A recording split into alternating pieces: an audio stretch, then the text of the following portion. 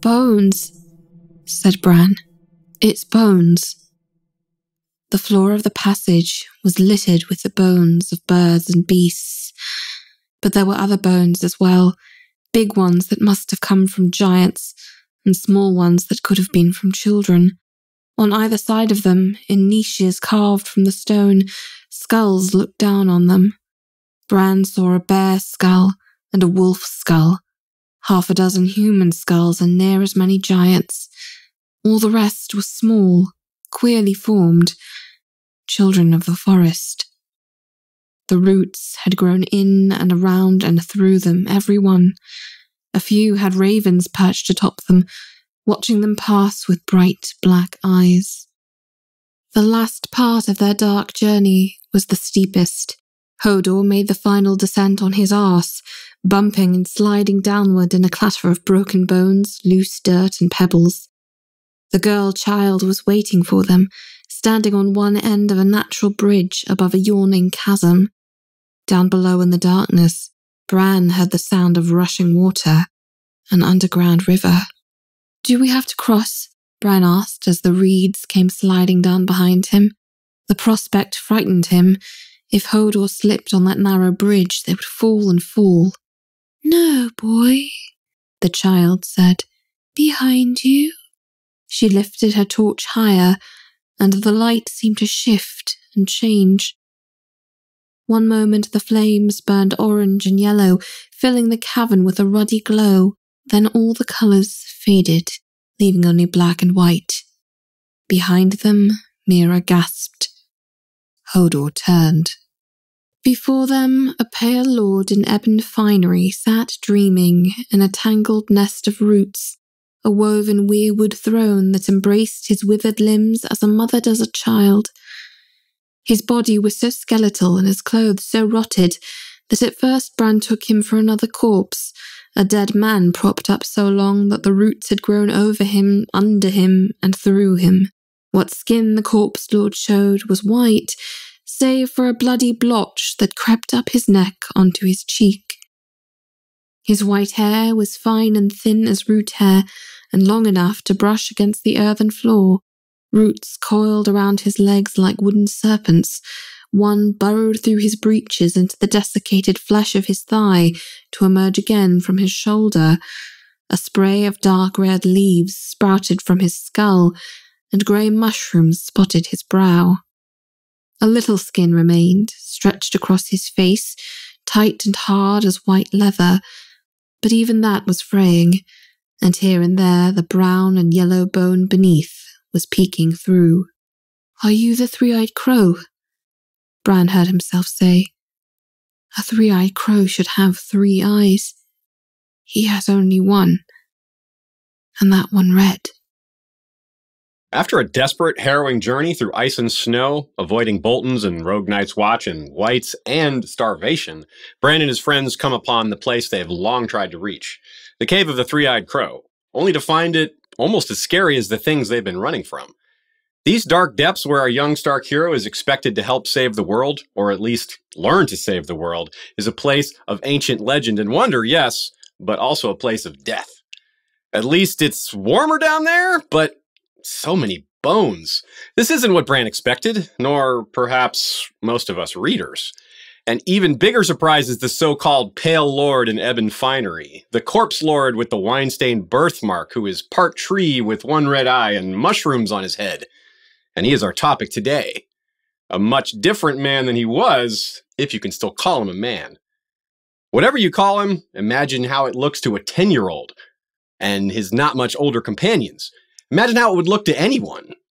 But while this episode will have plenty of Brandon Stark, Brynden Rivers, the object of our horror, not the one gazing at it, is our topic. So instead of imagining what it was like for Bran, we're going to imagine what it was like for Bloodraven. Not just his first look at that cave and the bones and the children of the forest, but his journey from the wall to this equivalent point. His battles with ice and snow and whatever else. How did Lord Brynden Rivers go from Hand to the King, Master of Whispers, Sorcerer, Knight, Ranger, Lord Commander to that? We're not supposed to judge people too much on how they look, and Brynden Rivers was already mocked for his appearance as a living man, but wow, I think we can all give ourselves a pass here and say, damn, that is a terrifyingly ugly and frightening man tree. But also as man and as man tree, he's taken on the role of protector of the realm. That was one of his official titles during his long time among mankind, and an unofficial one during his long time afterwards. Strangely enough, the unofficial iteration is far more important. As G.R. Mormont, another character who will feature in this episode, has said, when dead men come hunting in the night, do you think it matters who sits the Iron Throne?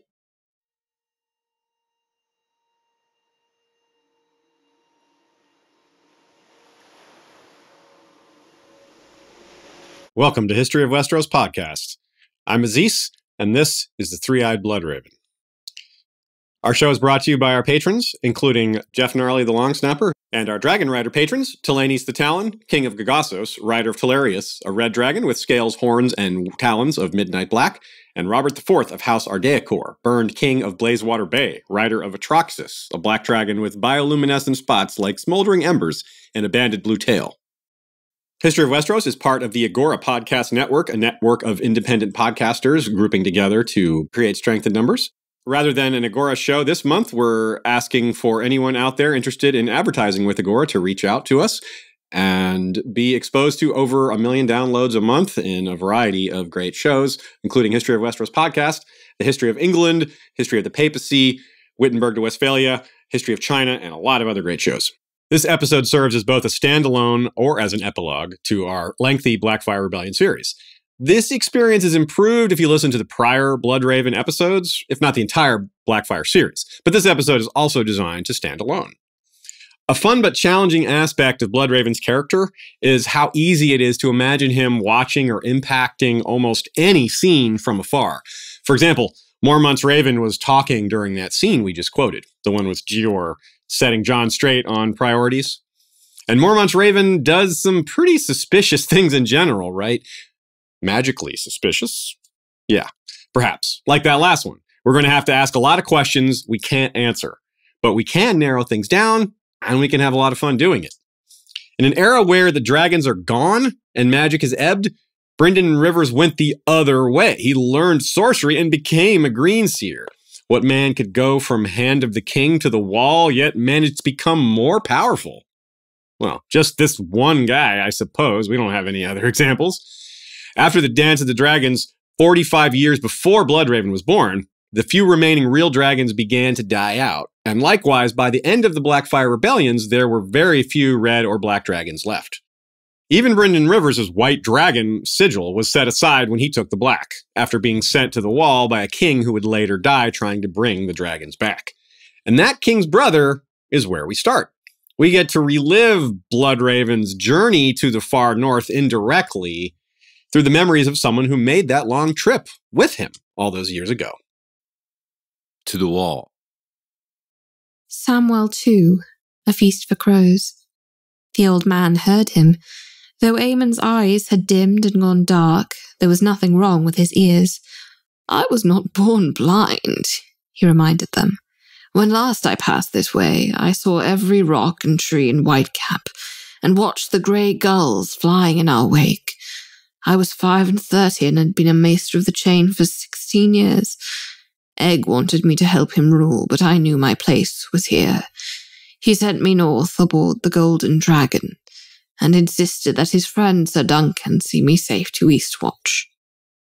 Aemon was 35, as he says, an experienced maester with 16 years wearing a chain. Perhaps more relevantly for this episode, he was maester on Dragonstone to his own brother, Daron, the drunkard, aka Daron the Dreamer. He dreamt of many things, some of which came true, and he also dreamt of dragons, most of all. In Aemon's own words, and as Summerhall seems to prove, Aemon's brother Aegon, aka Egg, also dreamt of dragons. Bloodraven's time on the Wall will end up totaling about 19 years, and while we cannot assume that Aemon and Brynden were friends, or even that they got along, men with interest and knowledge of the occult are rare at the Wall. Heck, people who can read are rare at the Wall, so I tend to think that they had at least some things to discuss. Matters of dreams and prophecies and bloodlines, all that fun stuff. Maybe one of them joked to the other about how all the cool, rare books at Castle Black make all this ice and snow and isolation worth it.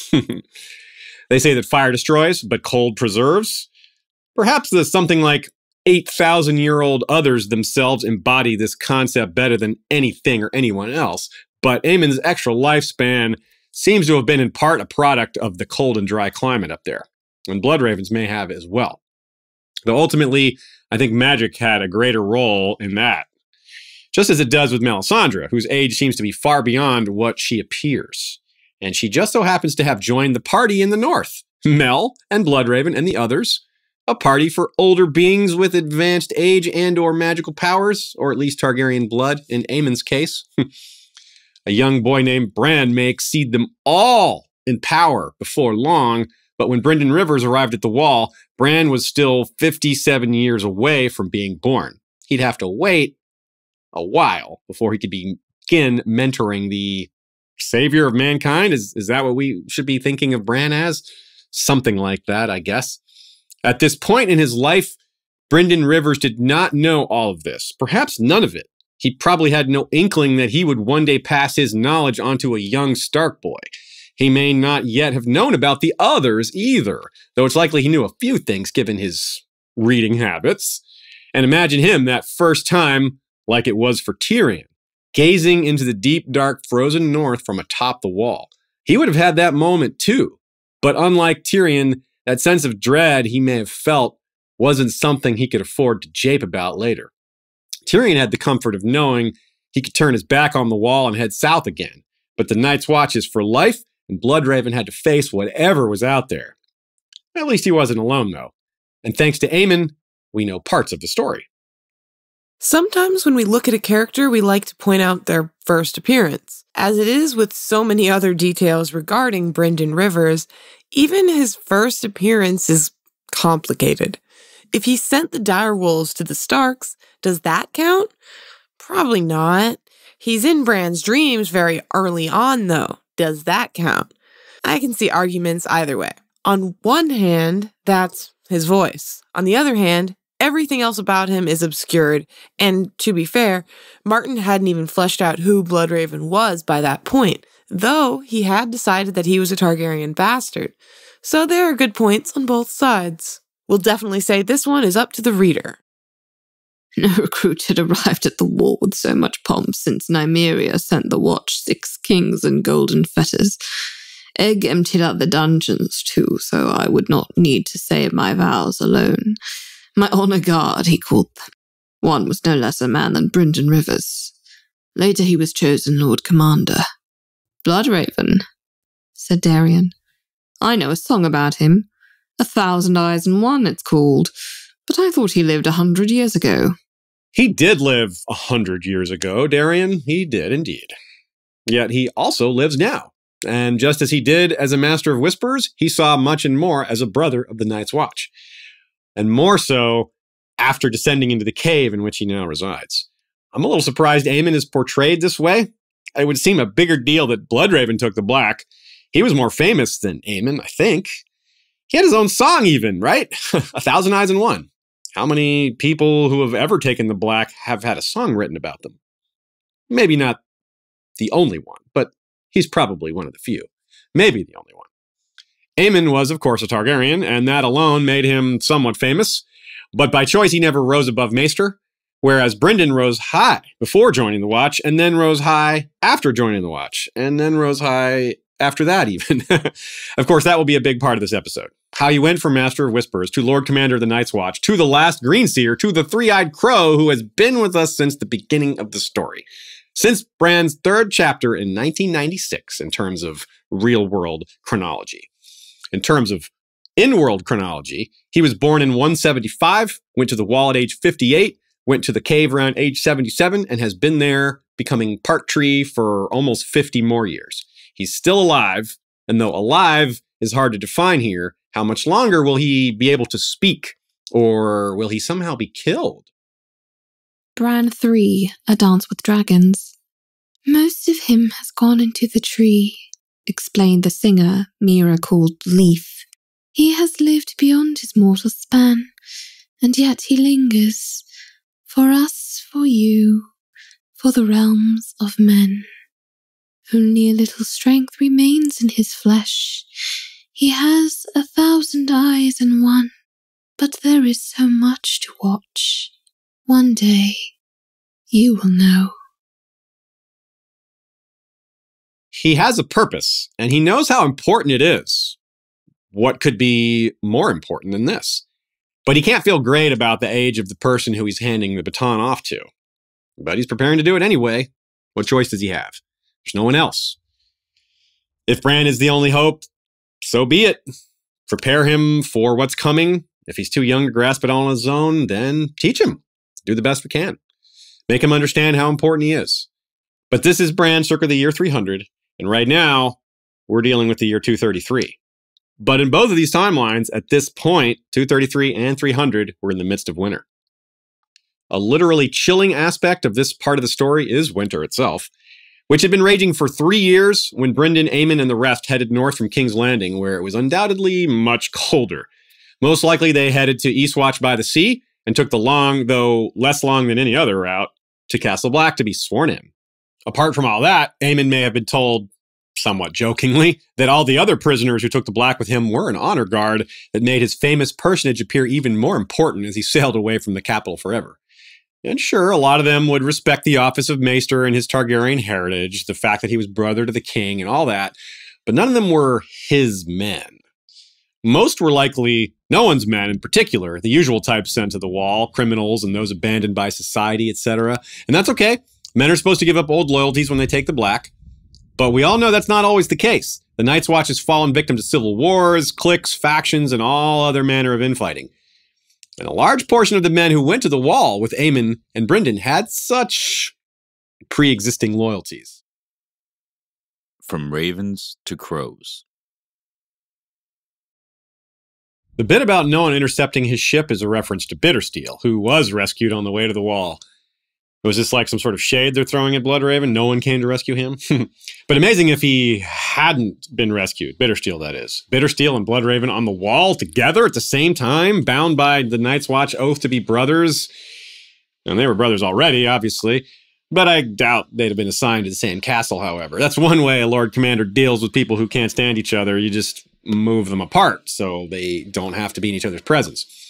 The Night's Watch isn't supposed to play a role in the affairs of the kingdom, but they hear things. And the Lord Commander, whoever he was, surely knew about those two. And, of course, Brackens and Blackwoods hating each other is nothing new. That's probably not the first time a Bracken and Blackwood would have had to be kept apart on the wall.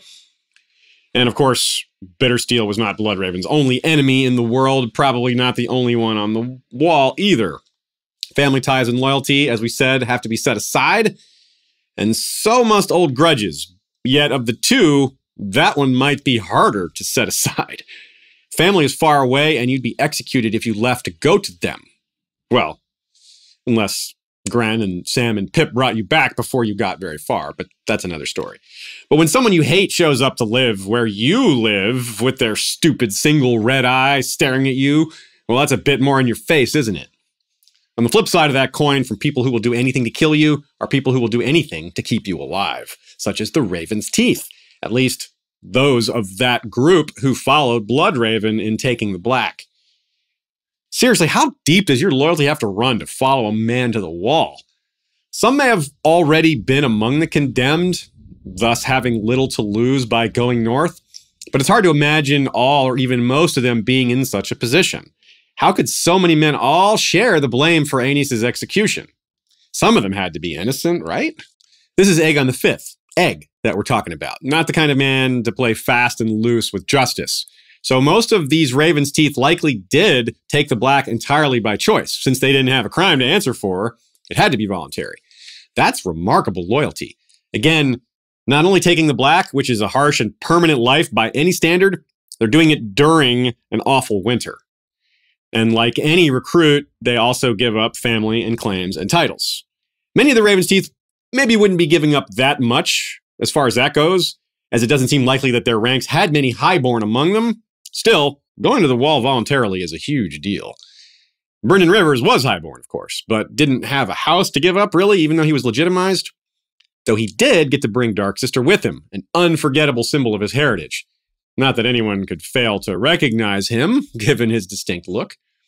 And some might have known him more personally. As Hand of the King, Brynden Rivers dispensed justice, and he did it a lot given King Aerys I would rather be off reading old books. So there would definitely be a few, if not more than a few, men on the wall who were sent there by Bloodraven himself, a man known for his rather harsh sense of justice. He was a hardliner.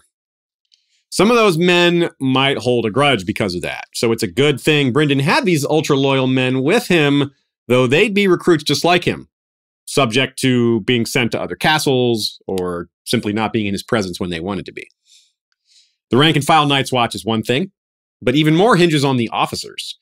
Jon Snow, a bastard like Brynden Rivers, had the misfortune of landing with Alliser Thorne, a bitter man who hated, well, almost everyone, but especially Starks, as the reason Alliser Thorne is on the wall is that he stayed loyal to Aerys. Powerful ice and fire themes are another thing that they have in common, Brynden and Jon, that is. But of course, Brynden wasn't really a bastard like Jon Snow in most other ways as it pertains to being a fresh recruit at the Wall. Jon was not even considered an adult yet. That's what I mean. Bloodraven was, well, Bloodraven. Long experienced career before he got there. Hand of the King, Master Whispers, Sorcerer, one of the most accomplished people to take the Black ever. But also one of the most infamous.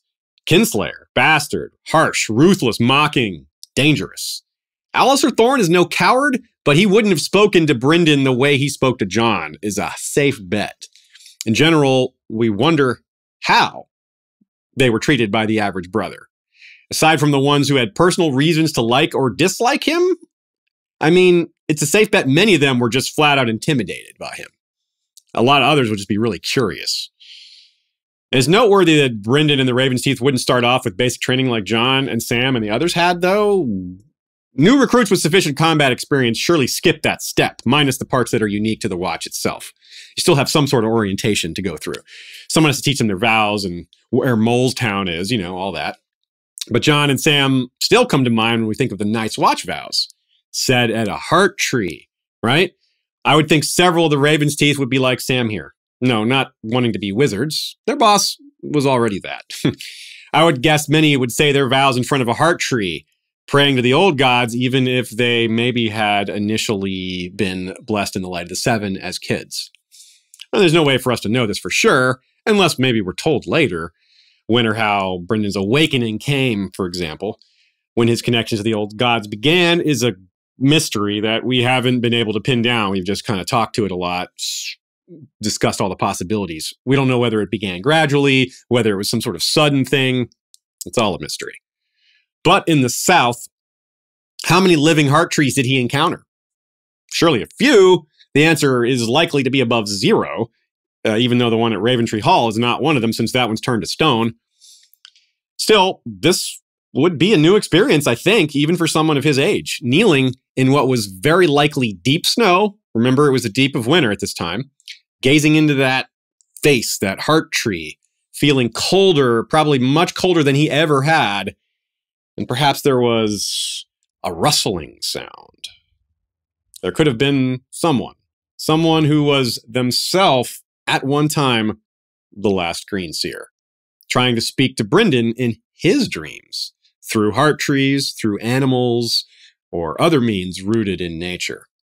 Was he confused by this experience, terrified by it, expecting it? Another question we can't answer. After Jon and Sam finished their vows, Ghost emerged from the trees with a forearm in his jaws, a terrifying sign that winter was more than just cold and ice and snow. It's intriguing to consider. Brynden was watching Bran, and Bran was young. The Green Seers of Brynden's time would have had a lot longer time to notice him. Bran was 7 at the start of A Game of Thrones, and Brynden took his Night's Watch vows circa age 58. So there wouldn't be some dude saying, "You knelt as boys, rise as men," like it was for Jon and Sam. But they would be brothers in black, new men, stripped of their old lives.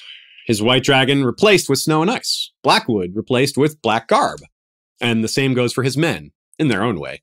You could maybe say their transformation was more minor. They knelt as ravens and rose as crows.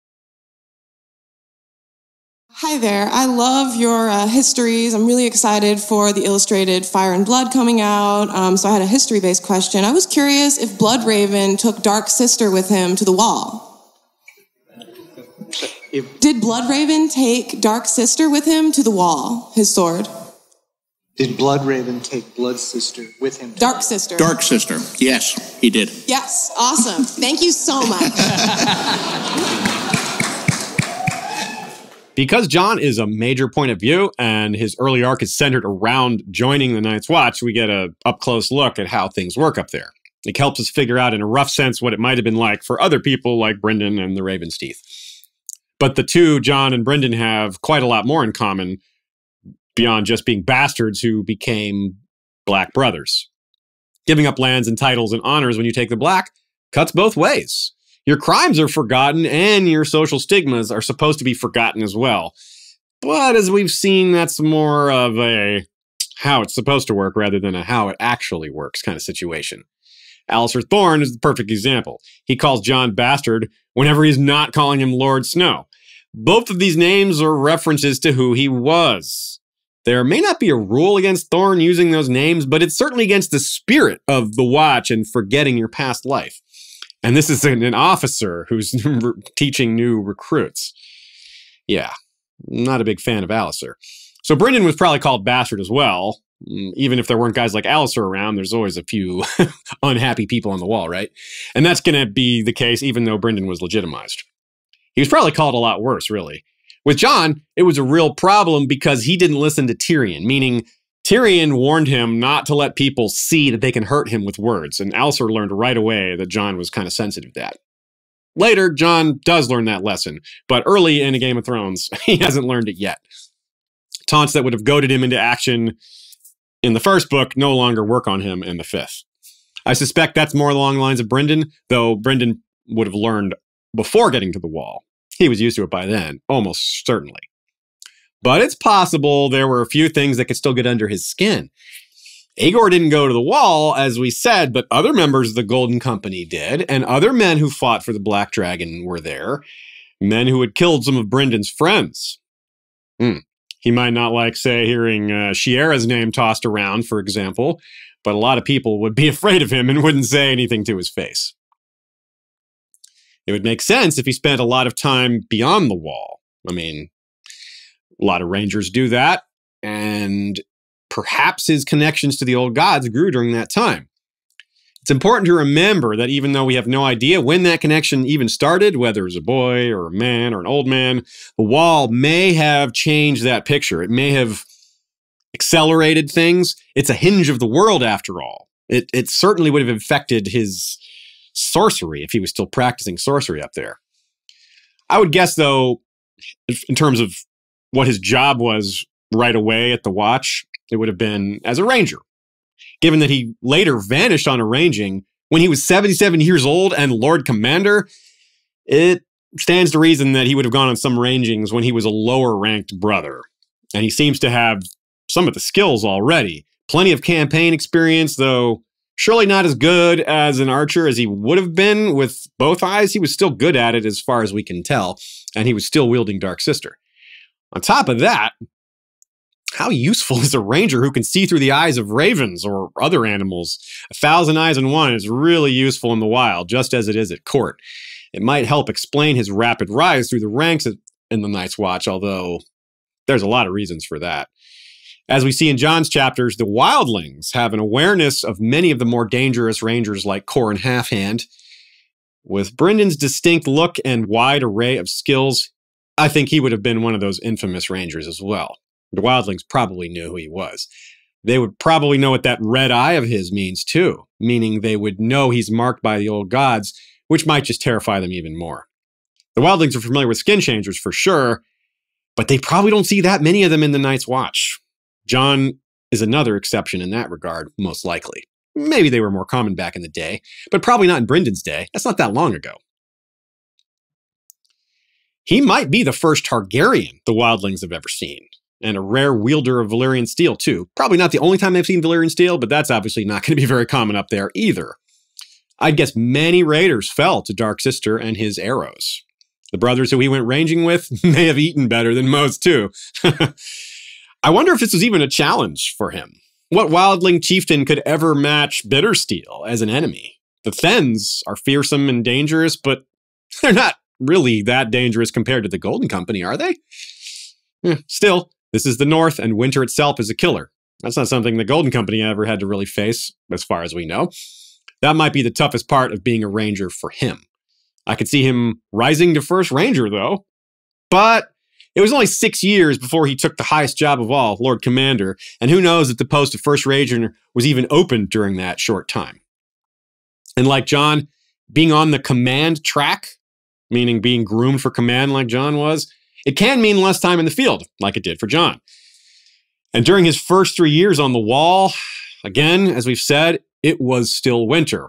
Less rangings are going to happen during winter, just by necessity. There's going to be less raiding also for the wildlings, the watch. Everyone is staying indoors more during winter. Every person, that is. So maybe that meant he got a little extra time at Castle Black. That's cool. Extra time discussing prophecy with Maester Aemon. Or much tougher ranging assignments. Maybe this is backwards. Maybe the Lord Commander was one of those guys who hated him. Maybe he was a former member of the Golden Company or something like that. Maybe he was a Bracken. Maybe Brynden was sent away to run one of the other castles for a while. A lot of possibilities here. But it wasn't the Night Fort. As a lot of you may have immediately thought, maybe Brynden ran the Night Fort. So did I. But then I realized, no, the Night Fort was abandoned long before Brynden even got to the wall. So that didn't happen. So let's recap Jon's Night's Watch arc before moving on to the next section. He's a Stark and a Targaryen bastard who joins the Watch, quickly proves himself, gets some Valyrian steel, is groomed for command, becomes a ranger for a while, and while beyond the wall, he has a great awakening as a skin changer. Compare that to Brynden, a Blackwood and Targaryen bastard who joins the Night's Watch, similar, though he brought his own Valyrian steel instead of earning it while there, still similar. He was probably groomed for command, though maybe expected to lead might describe him better. Yeah, that might have been true for Jon, too, as a Stark. Brynden also probably became ranger for a while, and maybe had a great awakening beyond the wall. Maybe his awakening grew larger. It was a more awakening. He was more woke than he was. We need new words for some of this. But both Jon and Brynden survived their time as rangers and continued to rise through the ranks. Brynden may have been first ranger, that's pure conjecture, but he was definitely elected to the highest post on the Watch, just like Jon. Lord Commander. Like the Young Griff plot or the Blackfires in general, George had the plan in place, but not all the details. He didn't have the full character of Bloodraven visualized when he first came up with Bran's coma dreams. But he had decided to make him a Targaryen bastard all the way back from the start. It's interesting that he chose House Blackwood and not a house from the north, maybe to emphasize the separation from northern houses like Stark, so that he wouldn't be related to Bran. I suppose if you go back far enough in history, you can probably find a common ancestor between Bran and Bloodraven via some long ago Blackwood-Stark marriage, but that's splitting hairs and heirs. Also, with regards to early plans for the series, it may be that George expected Jon to be on the wall for about 6 to 7 years before becoming Lord Commander, which is very similar to how long it took for Brynden Rivers. But the 5-year gap was scrapped, and Jon's rise turned out to be much faster. Bloodraven's life at court was full of intrigue, politics, feuds between powerful families, being surrounded by excess. In other words, things that are anathema to life on the wall. And in his case, he was literally sent to the wall for violating guest right, not a thing to make you popular in the north. And he was a kinslayer. Not a great start. As a regular brother of the Watch, these things matter less. But he was famous. And as Lord Commander, as a symbol of the Watch himself, some of his attributes may not have been agreeable, especially to the other northern lords. Yet in so many other ways, Bloodraven's like the perfect fit for the Watch in the north. Sure, he's part Targaryen again, that part's not a great fit, but he's also Blackwood, a house that keeps the old gods, and that is a perfect fit. Just the same, dragons are of old Valyria, but ravens are of the old gods. He wields Valyrian steel, but so does Lord Stark and Lord Mormont, and Bryndon's bow is made of weirwood. In fact, I would argue he embodies the Night's Watch vows, the Night's Watch attitude as much as anyone. Service without expectation of reward. Service for service's sake. A willingness to sacrifice personal honor for the realm is a virtue, according to none other than Qhorin Halfhand, and Brynden did that long before he got to the Wall. He did that several times, really. We're talking about saving humankind because it's the right thing to do, and if he won't, who will? Who else has his unique talents? This is a man who does his duty. As far as we know, he never asked for rewards or wealth or land. Now, I know some of you are thinking, are we sure those are all his ambitions? Are we sure he's that selfless? No, we're not. And we're going to get to some of the alternative ideas later. But as far as how it looks, yes, that's what I think. Thus, I would expect the Night's Watch, even perhaps some of the men who didn't like him, or even some of the ones who hated him, maybe they learned to respect him over time. He might have won them over. With the ugly veneer of politics out of the way, and with rumor and sensationalism replaced with firsthand contact, like actually meeting the guy behind all these rumors, I think Brynden Rivers would look different in the eyes of many who had previously formed a negative opinion. And given his various high positions of authority under various kings, he clearly had lots of experience with being at the top and dealing with all those prideful personalities and all that. So not only did he have a lot of great leadership qualities, he knew what he was doing. He had experience. The Night's Watch is a place where you get what you earn and little else, meaning it's a place where merit counts for a lot. Not everything, but almost everything. And that's the kind of environment I think he could excel in. I think it's for a lot of reasons that we've laid out already, and the proof is there. It seems it's exactly what he did. In the year 239, the Lord Commander, whoever he was, the 990-somethingth, died. After only 6 years on the Wall, Brynden took his place. It's not hard to see how a man with his previous leadership credentials was elected. It does bring to mind the one election we've seen firsthand. Jon's. Filling out these Jon Bloodraven parallels is this incident of the election. And Jon was elected in even less than 6 years. Though I suspect that was George's original plan. Meaning, before the 5-year gap was scrapped, the plan was probably for Jon to become Lord Commander after, although there are some versions of it where he did get it before. But plenty of others did. So either way, we'll call that parallel an almost, not an actually. But plenty of other parallels did land. So let's go there. Let's take a look at the first one of those, which we're calling The Bear and the Raven Unfair. Jon 12, A Storm of Swords. The East Watchman was pounding his fist on the table again, but now he was shouting for the kettle. Some of his friends took up the cry. Kettle! They roared as one. Kettle! Kettle! Kettle! The kettle was in the corner by the hearth, a big black pot-bellied thing with 2 huge handles and a heavy lid. Maester Aemon said a word to Sam and Clydas, and they went and grabbed the handles and dragged the kettle over to the table. A few of the brothers were already queuing up by the token barrels as Clydas took the lid off and almost dropped it on his foot. With a raucous scream and a clap of wings, a huge raven burst out of the kettle.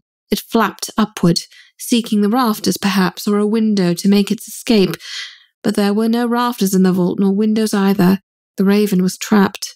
Cawing loudly, it circled the hall once, twice, 3 times. And Jon heard Samwell Tarly shout, I know that bird! That's Lord Mormont's raven! The raven landed on the table nearest Jon. Snow! It cawed. It was an old bird, dirty and bedraggled. Snow! It said again. Snow, snow, snow! It walked to the end of the table, spread its wings again, and flew to Jon's shoulder. Lord Janos Slint sat down so heavily he made a thump, but Sir Alistair filled the vault with mocking laughter. Sir Piggy thinks we're all fools, brothers, he said. He's taught the bird this little trick. They all say, Snow, go up to the rookery and hear for yourselves. Mormont's bird had more words than that. The raven cocked its head and looked at Jon. Corn? It said hopefully. When it got neither corn nor answer, it quawked and muttered, Kettle, kettle, kettle. The rest was arrowheads, a torrent of arrowheads, a flood of arrowheads, arrowheads enough to drown the last few stones and shells and all the copper pennies too. Alistair Thorne, as unappealing and hateful as he is, got it right. He sniffed out the scam, but got the details wrong. Sam's scam was playing Sir Dennis Malster and Cotter Pike. kind of against each other and against themselves. We see from his point of view and conversations with Jon afterwards, though, that he had nothing to do with that raven. And even if he only placed it in the kettle, which I doubt, he surely didn't train it to say those exact specific words in that exact moment. Right? The raven had gone beyond the wall with Mormont and stayed with him from the Fist of the First Men to Craster's Keep. This is its next appearance in the kettle. That's the next place it pops up. There are three major theories here. One is that there's nothing to see here. The raven did its thing and it worked out for Jon, and that's that. That's the boring theory. I'm not really a fan of that one. Next is the idea it's Mormont in some sort of second life situation. It would make a lot of sense that he would want to elect Jon, right? That's who he had been grooming for command after all. And of course, he'd want just about anyone rather than Janos Slynt. Problem being that there's not a whole lot of evidence Mormont could do this. Second life is for skin changers, not for just anyone. And he seemed pretty close to that bird. Was he that close to his bird? Evidence is kind of light. It's possible, but it's kind of light. The third option is that Bloodraven did it. It's a raven, after all. His namesake, along with wolves, seemingly the easiest to slip into as a skin changer from what we've been told. And therein lies the inherent problem with theorizing what a Greenseer has been up to. It's extremely easy to see him being the one commanding the raven here. But since we have no direct proof and other workable theories, it sits in the maybe column like so many other interesting but unprovable Bloodraven theories. As we'll discuss later, and really throughout this episode, the whole maybe it was Bloodraven concept can be applied to so many things. Most of that's going to come later, though, when he's part tree. But he definitely had powers prior to that as well. I've painted him as fairly virtuous here, as I said earlier, but don't get me wrong. He's a man who did morally gray, if not worse, things in the name of the greater good, but his version of it. We showed pretty clearly that he was an ends justify the means kind of man. Just because I think he's basically a good person doesn't mean I think he plays fair. Those are two different concepts. But with the fate of humanity in his hands, if he's willing to justify the ends via the means, then he might justify just about anything with this hanging over him. Tricking a boy into eating the flesh of his friend, maybe? Yeah, maybe. Inflaming Euron's ambitions from an early point in life? Yeah, that maybe as well. Precisely that, and more. The wildlings, as we mentioned earlier, are again a really interesting consideration. Brynden's relationship with them as a ranger versus his relationship with them as Lord Commander would change by necessity, just as it did with Jon. But I'm not so sure it would be the same. Jon wanted them as allies and saw the alternative, which was them becoming soldiers in the army of the dead, which maybe wasn't even a consideration for Bloodraven. Why would he see them as turning into the army of the dead? He might, but I doubt that was a problem that far back. I do think Bloodraven would see them kind of like he saw a lot of things, which is through his hardliner filter, which is foes to be destroyed. I don't really know what his awareness was of the others at this point. Nobody does. Maybe he did have some awareness of them. But it's tempting to think he had very little or only a shadowy knowledge of them, and he wasn't thinking too much about how the wildlings played into that. But if he did have all this awareness already, this foresight, and maybe it wasn't magical, maybe he just thought it through. Or maybe it was part magical. A little from column A, a little from column B.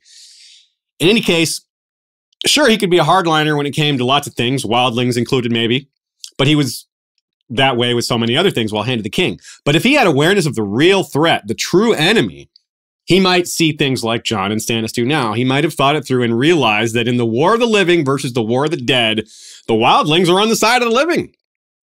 And if they're not on the side of the living, they become on the side of the dead. And of course, the wildlings might have information too. They have more firsthand contact with the armies of the dead than anybody else. They might have information that's useful. So me speaking says, yes, they are useful. Just like I agree with Jon. But even though the Watch is supposed to be free of politics and what happens at the Wall rarely impacts the realm, the reverse is much different. Politics impacts the Wall. What happens in the South does matter, even way up there. The wildlings are one of those cases, as Jon reminded Stannis. Useful they may be, but campaigning with the wildlings is a great way to get the North to turn on you. This is precisely the same kind of consideration Lord Commander Brynden Rivers would have had to make as well, because Lords Commander rely on help from the South. They have to play some politics, even though they're not really supposed to. It's kind of a fine line, a gray area. They have limited ability to sustain themselves up there. They don't have enough food all the time. They don't have great farmland. And even when they can sustain themselves, it's usually a temporary situation. They rely on the South for food. And even when they can sustain themselves, they need manpower from the South. And I mean the whole South, meaning the North and the South, because again, at the wall, it's all relative. So I'm not sure Bloodraven was great at asking for things or, talking to these lords and getting favors from them, but that's the position he found himself in again as Lord Commander. Other than perhaps men like, say, Yoren, who travel around as recruiters, the Night's Watch is pretty isolated from the realm. So it's kind of ironic that by rising to the highest position at this isolated job way into the north, that's what put him back into contact with the realm, because the top guy at the Night's Watch has to deal with the realms of men. So even when the Night's Watch isn't involved or being involved in Southern politics against their will, they hear news. And sometimes, as Aemon tells Jon early in the series, the news can be painful, especially when you've taken a vow to stay out of things that your loved ones could really use your help with. However, there's nothing obvious in the timeline that would distress Brynden. Egg was a good king, and Summerhall came long after Brynden vanished beyond the wall, so not during his tenure as Lord Commander. He might wonder about Egg's kids all marrying for love, and as former hand might have his own thoughts on how the crown should have handled those scandals and the fallout from those scandals, as in all those houses who lost their promised Targaryen princes and princesses. But it's hard to see him feeling like Aemon did. Those broken pacts weren't tragedies by themselves. One possible exception is 251, when Prince Daeron was killed by the rat, the hawk, and the pig. Prince Daeron was born in 228, so Bloodraven would have known him as a young boy. He left for the wall at 233, so Daeron would have been about 5 at that point. On the other hand, sometimes the news is good, or sweet, or bittersweet, or bitter steel. Who knows how long the news took to reach the wall, but in 241, Aegor Rivers was finally killed in battle at the ripe old age of 69. He'd have heard about that eventually, and one can only imagine how Brynden felt. Those two had fought all their lives through intrigue on the battlefield over a woman. Did Brynden feel like the winner?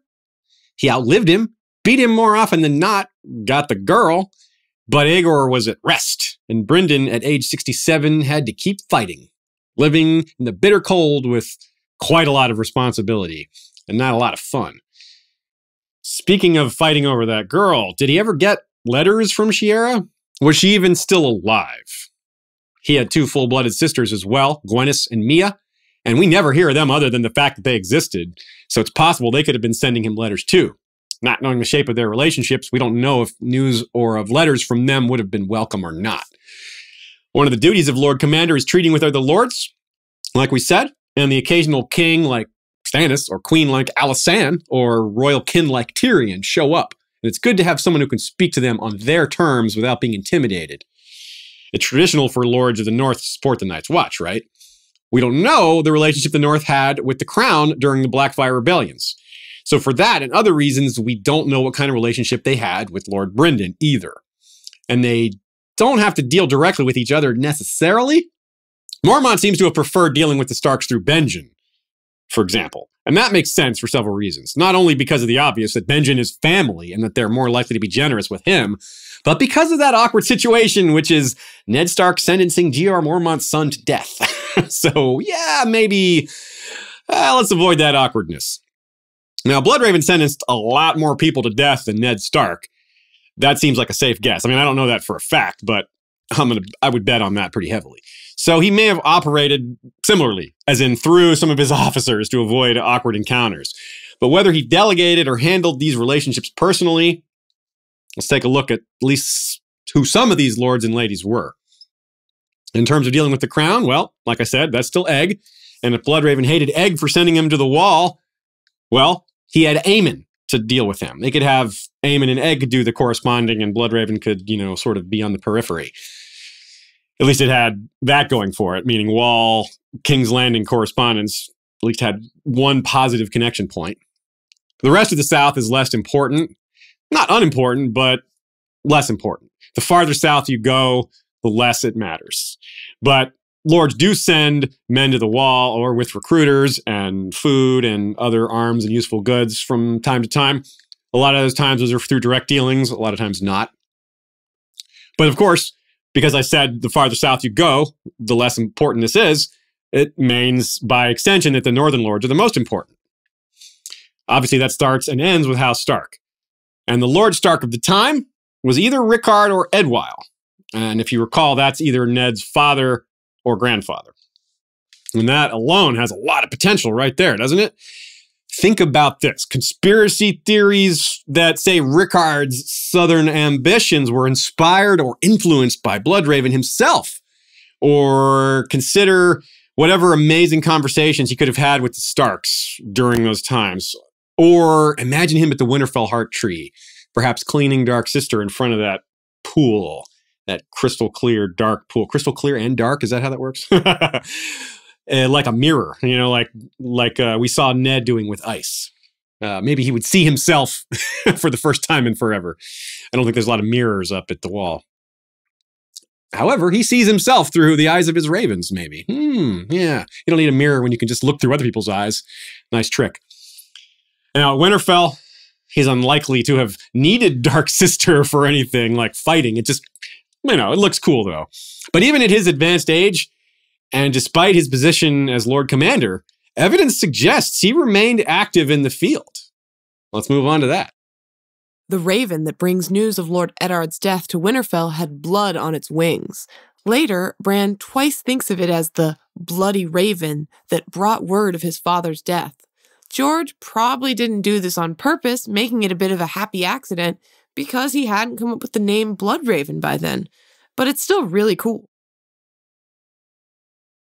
Thanks to our Blood Rider patrons, Vorsaki, wielder of a Valyrian steel arak with a dragonbone hilt, Koalkoi, called Sunpiercer, wielder of a dragonbone bow and lord of Castle Roundrock, Kokavo the Tamer, wielder of the wildfire whip Gehenna.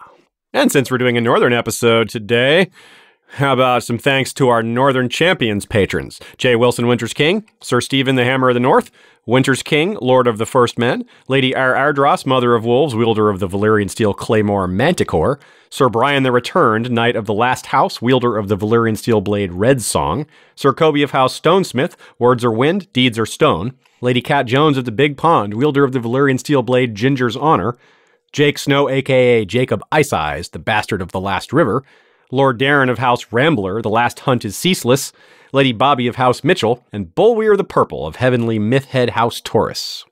We've got a really cool shop to recommend to you today. It's run by our friend and listener, Lord Chuck Laz, and it's called Fanamaniacs.com. That's Fanamaniacs.com. And yeah, Chuck's been a friend of ours for a while and is also a supporter of the show, and he's got a really cool store. Yeah, I've got one of the jackets that he has. He has two jackets in particular. They're like a nice kind of windbreaker style jacket, and I've got a Blackfire Rebellion one, which I'd be like, oh, cool, Blackfire Rebellion. No, this is even cooler. It's Star Wars Rebellion mashed up with the Blackfire logo. Yeah, so I love it. There's a lot of really cool mashup ideas that Chuck had, and you can see them on display at his store. One that I'm particularly a fan of, a lot of Atlanta area people are fans of Dragon Con like myself, and he made a whole collection of Marriott carpet items. In fact, I used a Marriott carpet lanyard for my Dragon Con badge last year. Yeah, and we had the badge ribbon on our badges as well. And I definitely got a few people like, oh, look. I get such a kick out of that. It's so ridiculous, but so fun. But he's got other mashups, too, like Game of Thrones shirts mashed up with Harry Potter or Westworld and things like that. Yeah, I've got his Westworld shirt that says House Delos. It doesn't look like anything to me, but perfect house words for that.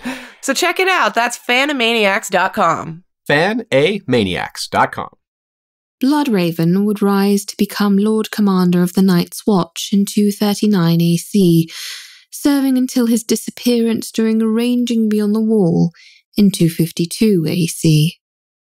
For such a meaningful moment, we'd hope to have more than just a one-liner quote.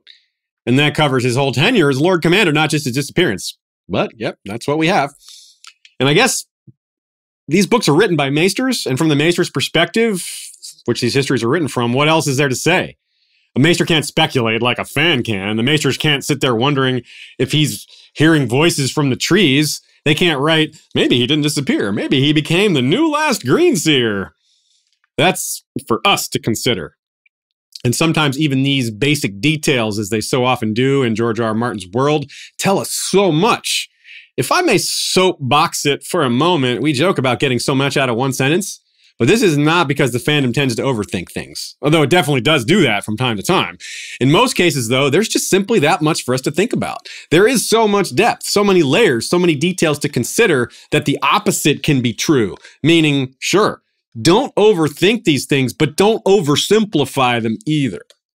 For example, just the fact that Bloodraven was ranging when he was 77 years old is reason to stop and think. Seems a bit odd, doesn't it? Shouldn't that be the job of younger men? Well, we could argue that Jeor Mormont went out ranging when he was about 69 or 70, but the counter-argument to that is that in Jeor's case, there were very unique circumstances. I guess becoming a tree is pretty unusual too, but still, a major part of this great ranging was with regards to Mance Rayder.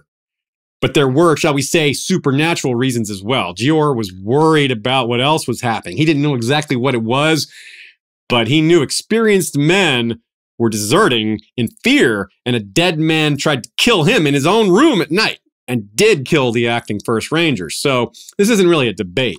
We're just trying to highlight the most likely possibilities by framing it as one. Frame it as a debate and kind of talk it through. But we're keeping a clear eye on what we know, which is, well, look at it this way. Since an older Lord Commander leaving in Jeor's case was because of special circumstances, maybe that's what it was for Bloodraven. Maybe it wasn't that he was just ranging regularly in his late 70s. Maybe this was some special case. Maybe it was a different king beyond the wall threatening to rise. Maybe that's the simplest explanation, probably, or at least among the simplest. Well, we do have some data on that. Raymond Redbeard was put down well before Brynden took the black, and we hear of no other leaders until Mance. On the other hand, consider who we're dealing with here. Perhaps this lack of news is because keeping rebel factions from uniting was one of Bloodraven's specialties. Even though calling wildlings rebels isn't accurate, it's the same concept, basically. Just don't let your enemies unite against you. And Bloodraven was really good at preventing that from happening. He was really good. Maybe that's what it was. Maybe he was just that good here. Maybe he vaguely, anyone who looked like they had the ability to unite the wildlings, he took them out. I remind you the fact that the Second Blackfire Rebellion itself wasn't really considered a rebellion because Brynden got the jump on them so badly that they never got going. He just was an insider from the beginning and just undercut all their efforts. But also, to be fair, leaders like Mance and Raymond Redbeard are pretty rare. It's quite possible Brynden just never faced that kind of threat during his tenure as Lord Commander. So let's think this through some more. As it is with so many junctures in Brynden's life, we are faced with many possibilities. We can't go too far suggesting kings beyond the wall when perhaps this was simply a routine ranging, after all. But still, why is a 77-year-old out on a routine ranging if that's the case? Either way, there's something a little strange about this. But again, we can't just leap from, he seems too old for ranging, to thinking there must be some grave calamity beyond the wall because the 77-year-old is ranging. That's not how that works. On another hand, maybe it was just time. Maybe he was having dreams of trees with faces and the voice or voices of whoever or whatever calling to him. Not unlike how Bran was called to. So if his calling to Bran was anything like what some elder Greenseer did to Brynden, then we can suppose it was something along these lines, similarly. Except there's this large age gap to keep in mind. Brynden being way older than Bran, as well as this potential lack of urgency. We don't know who he was with. We would guess that it wasn't with an entire army, like an entire army vanished like the one Jeor took. That would have given us more information probably. But he probably wasn't alone either. As a new recruit, he likely had little say in who he went ranging with. But at this point, as Lord Commander, he could pick his squad. And it's a very safe assumption he favored at least a few of his Raven's teeth. right? Those would be his most trusted men that he'd work with for far longer than he'd been on the wall. And this begs a tough question. If he knew, did he know that he was leaving never to return again? If so, did those men coming with him know that too? Did they come anyway, knowing that their return or their lives were uncertain at that point? It's quite possible.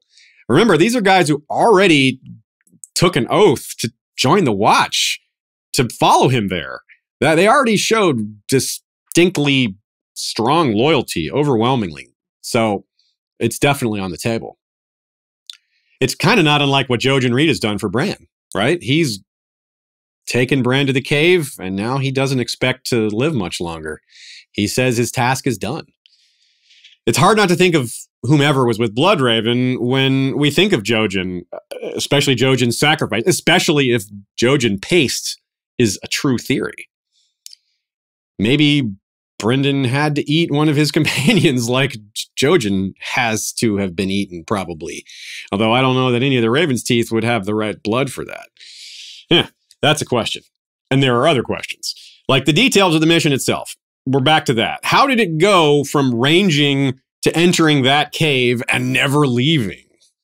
Did the children reveal themselves along the way and maybe lead him there? Did his dreams tell him exactly where to go, like Bran's did? Meaning he did know where he was going ahead of time, as we posited earlier. Or, an even bigger question, have the others been active longer than it's widely perceived? It kind of feels like they've been active for maybe only a few years at most at the start of the books, but we could be wrong. Maybe they've been active a lot longer and they were just so far north or maybe they have a long awakening period after hibernating for 8,000 years. We don't know how this stuff works. Maybe Brynden ran into danger from them and had to take shelter in this cave that he's now permanently a part of. Or maybe it was something mundane. Maybe something very simple like it was snowing really bad and they just had to hide in this cave for a while. And hey, look at all these bones. And hey, what's all this other stuff? And the rest is history. Whatever it was, it seems that once he got into that cave, he probably never left again. And so there's a lot of questions left to answer. At least one of them isn't, where is he now? We know exactly where he is and he's not moving. But we return to the question of where are his men? What happened to them? If any of them survived, whatever it was that happened, whatever calamity they may or may not have faced, they could report him dead. They could come back and say, yeah, Brynden died. But I kind of doubt this. Would they leave their Lord Commander behind if they weren't 100% sure he was dead? I suppose if he ordered them to, maybe, but I don't know. That's a tough one. And what if nobody returned? What if that ranging went out and no members of that party came back? In a way, that would tell the same story.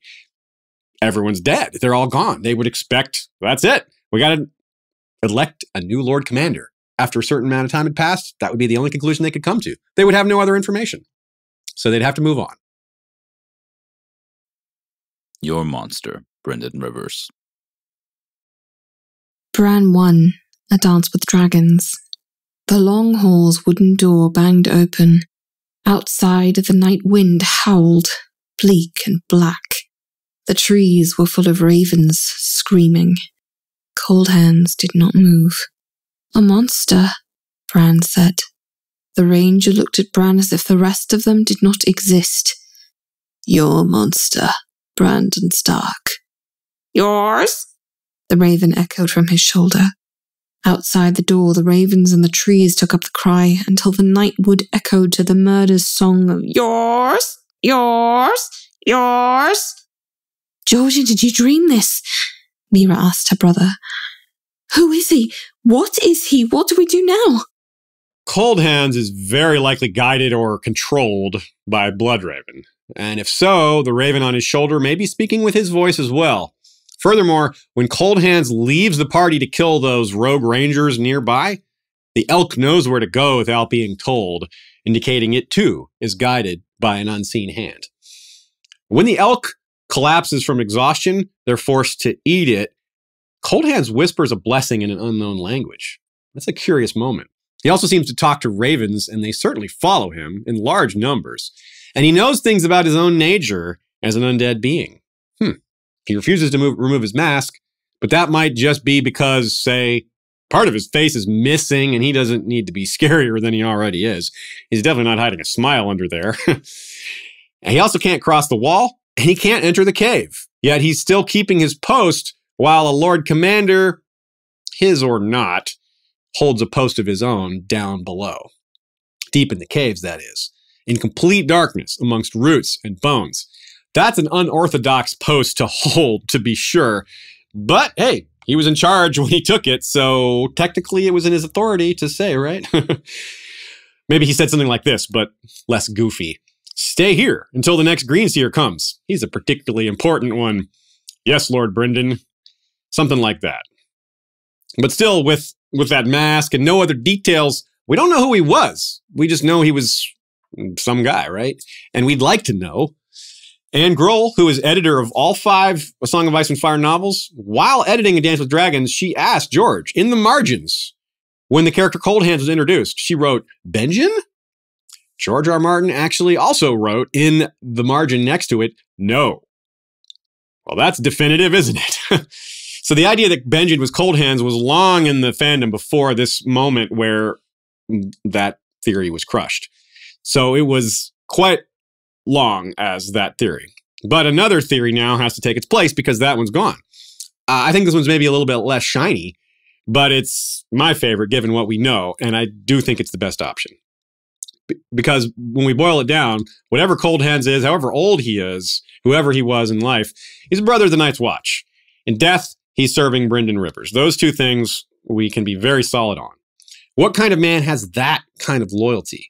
The same kind of man who would follow his lord even to the wall, maybe? To take the black in the depth of winter? That's pretty loyal, as we've said. What kind of men would Lord Brynden take with him when he went ranging? As we said, the ones he could trust the most. Surely they had to be capable, but loyalty was important as well. I submit to you that Coldhands was probably one of the Raven's teeth. Like his lord, he went from a highly important, prominent post with one of the most important figures in the realm to the wall. Yet somehow, when he took the black, protecting his boss became even more important. He was no longer protecting the hand of the king, he was protecting what may be the key hope of all humankind. In the history of Coldhands identity theorizing, these lines are oft cited. Bran 2, A Dance with Dragons. The Ranger, he cannot come. They'll kill him. No, they killed him long ago. Come now, it is warmer down deep, and no one will hurt you there. He is waiting for you. There's been some debate over the use of the phrase long ago. To me, it means anything from several years to thousands of years. All it really means to me is not recently, not within the last few years. But if he was one of the Raven's teeth, it would be roughly 48 years ago.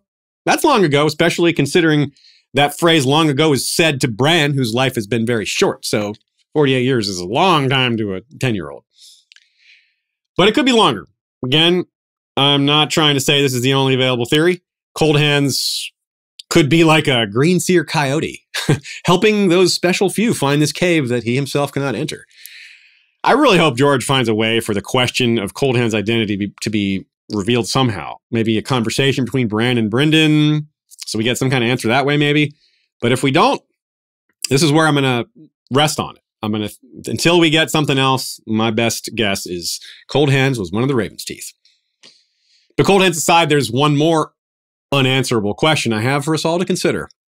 No matter what the circumstances were for Brynden in the cave and joining the Weirwood Network, he had to have some kind of moment roughly like Bran and his friends did. Meaning, who greeted Brynden amidst those bones and roots? Maybe some of the children, if they hadn't already met him before. But apart from them, before Bloodraven came to take root in the place he still remains, he was presented to someone, as Bran was presented to him. Someone who holds the title he holds now, the same title he intends to pass to Bran. The Last Greenseer. Bran 2, A Dance with Dragons.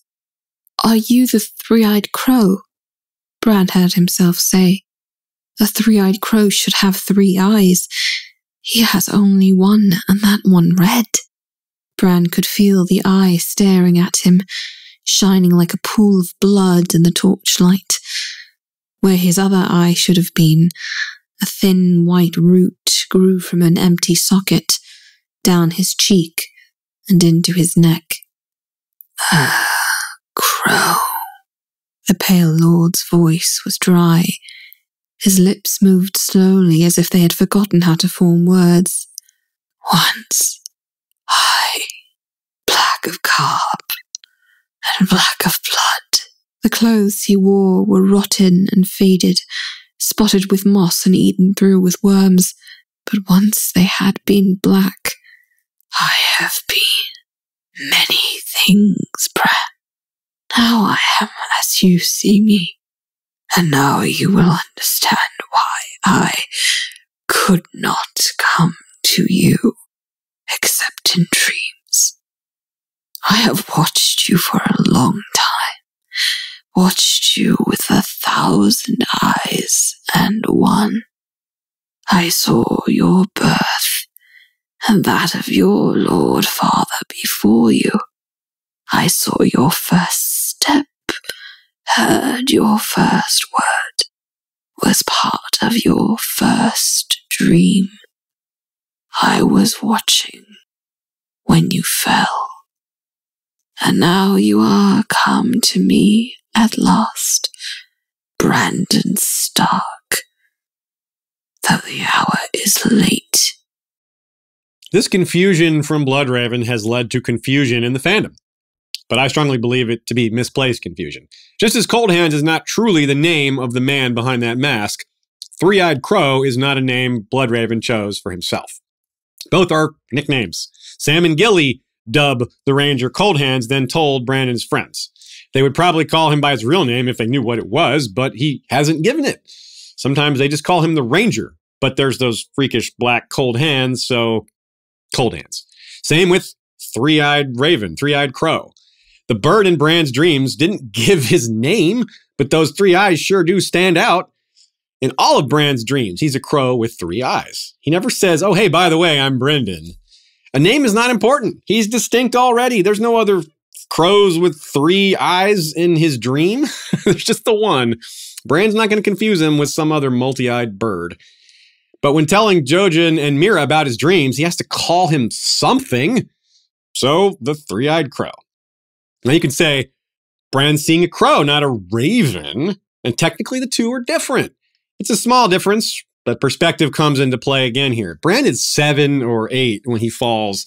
He probably doesn't know the difference between a crow and a raven. Also, Brynden is Bloodraven, right? But he's a crow. He's a Night's Watchman. So that does fit. Blood Crow sounds cool, but not as cool, by the way. If we assume that Coldhands is speaking with Bloodraven's voice, then when Mira asked, who is the 3-eyed crow? And he answered, a friend, dreamer, wizard. Call him what you will. The last Greenseer. If so, that means he's talking about himself. If not, then it's Coldhands, who still has some personality remaining, which could work. I mean, he wouldn't be the first dead person who still has personality in this world. So yeah, that wouldn't be the first time. I wonder about this blessing that he whispered to the elk as he killed it.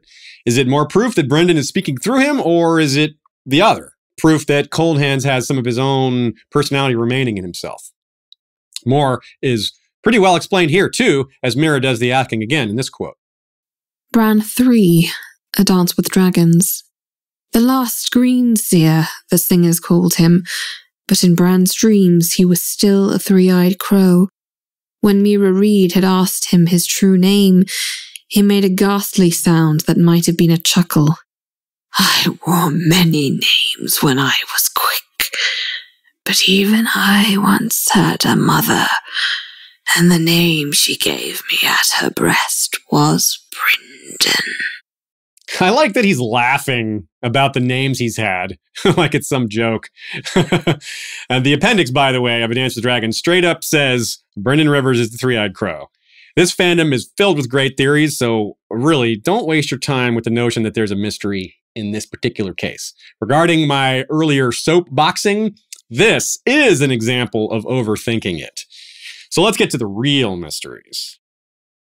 Another character sits on underground weirwood roots, wears a black cloak, is missing an eye, is imbued with powers from a god, and really shouldn't be alive. It's Lord Beric Dondarrion. So we can say that Arya's experience gave us a taste of what her brother had later. Though she didn't have to taste one of her friends like Bran may have, Arya does have a moment where she becomes alarmed at the possibility she's being fed human flesh at the House of Black and White. But the kindly man tells her it's pork. It may very well be, but when Coldhands told Bran and company that he had brought pork for them to eat after killing a sow, it was actually human flesh. Talk about needing to watch what you eat. A feast for crows, Samwell 4. It was a prince that was promised, not a princess. Rhaegar, I thought. The smoke was from the fire that devoured Summerhall on the day of his birth. The salt from the tears shed for those who died. He shared my belief when he was young, but he later became persuaded that it was his own son who fulfilled the prophecy. For a comet had been seen above King's Landing on the night Aegon was conceived, and Rhaegar was certain the bleeding star had to be a comet. What fools we were, who thought ourselves so wise. The error crept in from the translation. Dragons are neither male nor female. Bath saw the truth of that. But now one and now the other, as changeable as flame. The language misled us all for 1,000 years. Daenerys is the one, born amid salt and smoke. The dragons prove it. As he was earlier in the episode, Aemon is our touchstone here again. He connects a lot of important characters and threads together. Key characters and threads. Aemon, of course, has his ties to Jon Snow, but he also corresponded with his brother Aegon V, who tried to hatch eggs at Summerhall, and later he corresponded with the man who was born at Summerhall, Rhaegar. Aemon and Rhaegar discussed prophecy through letters. According to Egg, it was King Aerys I who rediscovered the prophecy that the dragons would come again, probably the Prince that was promised prophecy. Bloodraven, as we detailed in the prior episodes of him, was close to Aerys I. So connect those dots. Aemon, with all his knowledge, Bloodraven, with all his, they were there together at a hinge of the world with time to discuss it. Aemon discussed with conviction things with Rhaegar that they were both proven wrong about. Aemon mentions his sorrow to Jon Snow, but he may have felt some measure of guilt on top of it all. Bloodraven, too, may have contributed to these mistakes, we can call them, or perhaps he argued against Aemon's findings. He may have been saying, no, don't tell Rhaegar to do that. But like Aemon, who suffered when he learned the news of the fall of his house and the death of Rhaegar and all those kids, Bloodraven would have seen the event from within his tree, like so many other things he would have seen. Perhaps he saw Howland Reed's trip to the Isle of Faces, certain parts of Robert's Rebellion. He says he saw the birth of Bran. How about the birth of Jon? And the comet? What did it mean to him? What did it mean to the children of the forest? A long-standing question is, what does or will Melisandre think of Daenerys? The same question applies to Bloodraven. Does he see her and her dragons as vital to defeating the others? How does the prophetic knowledge he learned as a man impact what he does as a member of the old godhood? A recurring theme with prophecy is misinterpretation, which is just a fancy way of saying making mistakes, screwing up. Maester Aemon may have made some of these mistakes. In the name of fulfilling prophecy and saving the world, he may have misled Rhaegar, though Rhaegar may have done that all on his own. He may not have needed any help with that. Is Bloodraven making any of those same mistakes with Bran? These are both mentor figures to people who are, or think they are, prophesied heroes. So we got to consider some of the same possibilities. And this is A Song of Ice and Fire. Needn't I remind you? Is this really a story where mentors give perfect mentoring to their students? Definitely not. In terms of limitations, Bran is already doing things he's not supposed to do. Doing things that go beyond the scope of his training, you might say. Like controlling Hodor and possibly speaking through time. And Aemon has just admitted his own errors in translation in that quote and interpretation. possibly helping to mislead Rhaegar. And Bran's abilities seem to be beyond Bryndon's, perhaps in ways he's not even aware of, which just adds to the possibility that something could go wrong. And as we saw in his earlier life, his life before the wall, that is, Brynden was highly competent, but not above mistakes. This is a fantasy character with lots of fantasy traits, but he's written as a human being. That's the core of who he is. He loved and hated like anybody, and his decisions were sometimes affected by those emotions, like, again, with everyone. Aemon lived to see those things play out. Whether his mistakes had anything to do with it, they happened. Summerhall happened, and he had to reflect on that. Then after that, Rhaegar and Lyanna and the rebellion happened, all that. Aemon passed some of the wisdom he learned from those events on to Jon, but more information he seems to have kept to himself. Some of those things were revealed in bits and pieces on his deathbed as he's leaving the protection of the cold. A major factor for Aemon is the overwhelming length of time he's had to reflect on his life and the life of those close to him that made such fateful decisions. Decisions rooted in interpretation of prophecy, something so dangerous and uncertain in the first place.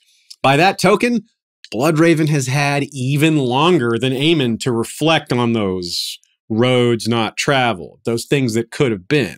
And I'm not sure the Greenseers even do that, but if they do, well, he's had a lot longer to do it. Now, beyond time, apart from time, he has something even more important over Aemon in terms of worrying over the past. Of course, I mean the weirwood net, which remembers all. Talk about getting lost in your own past. Can you imagine having that right at your fingertips? The ability to just look through your own past infinitely and see everything that happened? Just imagine him thinking to himself, if I weren't so busy preparing the world to save itself from complete destruction, I would totally kick back and watch Shiera footage from back in the day all day. Well, a man of his intellectual curiosity would surely find better things to do than that. But again, he's human. He'd sneak a peek. I kid. But it's true that the mentors in A Song of Ice and Fire are far from the paragons of virtue and perfect information so common to this and all genres, really. They aren't perfect because they're human. Aemon was our example just now. So was Brynden. Ned Stark is another example. Plenty of mistakes. We love him, but he made mistakes. And our subject, magical peeping tomfoolery aside, surely made his share too. With great power comes great responsibility? Sure, but that's what we hope for, not how the world works. George R. R. Martin writes with that same realism in a non-realistic setting. The wrong people get power often, sad to say, and A Song of Ice and Fire as well certainly has its share of characters who should not have power, but do. In our Euron episode, we discussed the theory that Bloodraven reached out to him as a boy, seeing the Greenseer talent in him in a similar way that he did with Bran. Remember, Euron talks of if the Maester said we can't fly, but what if he was wrong? A lot of the same language that Bran uses. Giving Euron Greyjoy power qualifies as a mistake, doesn't it? But 7-year-old Euron? Maybe that's less of a mistake. I still think it's kind of a mistake, but less of one. Brynden didn't know what kind of man Euron would turn out to be. Well, wait. Actually. Bran 3, A Dance with Dragons.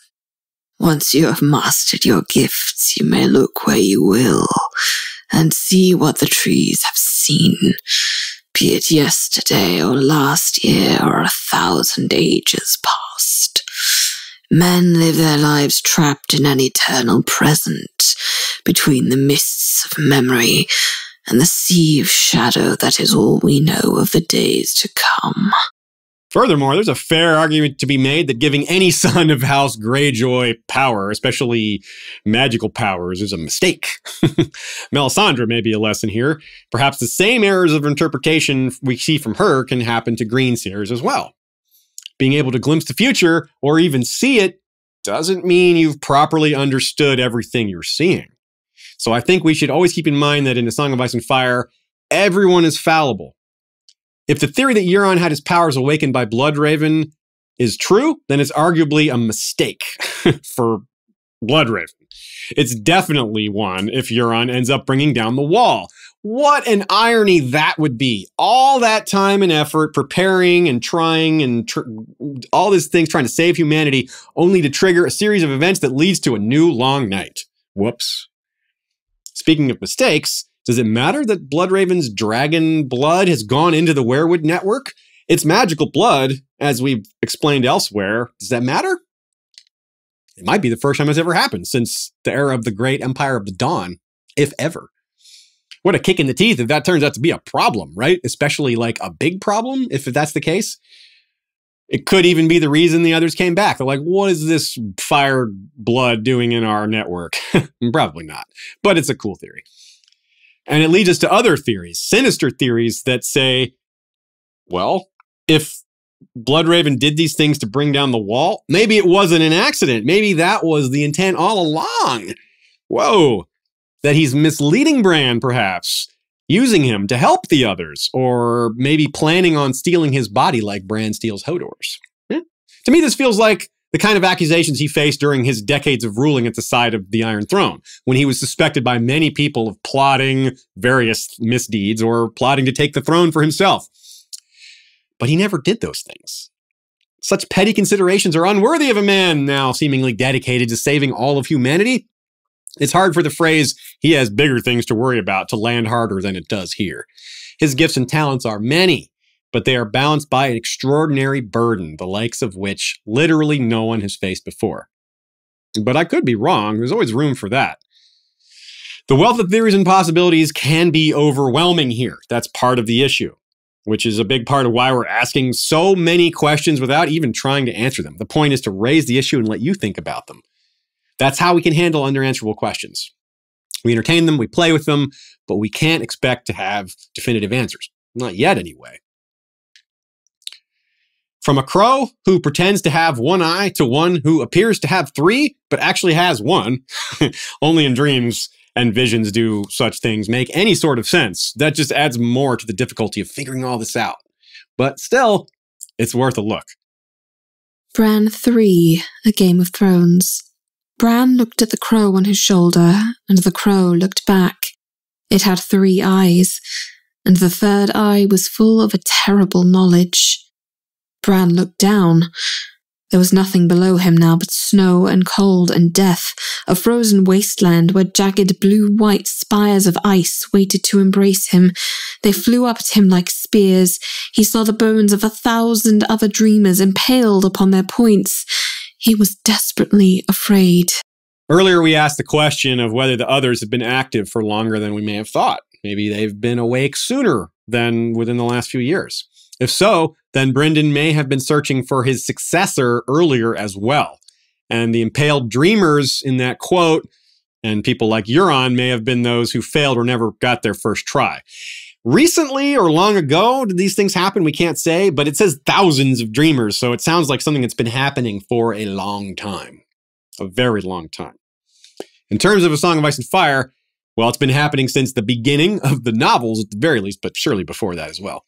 Bran's coma dreams begin in the his third chapter, and he continues to dream of him after awakening again. So it's not just a coma.